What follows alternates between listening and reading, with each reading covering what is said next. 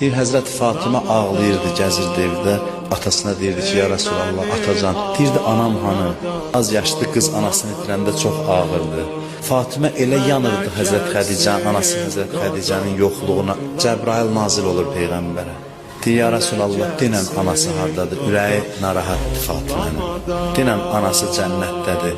Dinən ki, Allahın yanındadır, cənnətdə yaxşı, gözəl yerdədir. Allah təsəlli verir Fatiməyə ki, anasının qəmini yüngülləşdirsin. Bugün söz analardan gəldi. Həzrəti Xədicə doğrudan da imamlar anasıdır. İmamlar onun vücudu ilə fəxr edib. Kərbəlada İmam Hüseyn də deyib, İmam Səccad da deyib, mən Xədicə Kübranın oğluyam. Gör nə əzəmətdə xanımdır ki, imam iftixar eləyir ona nisbəti ilə. Deyir, mən Xədicə Kübranın oğluyam. Baxır bizə çox ucadan.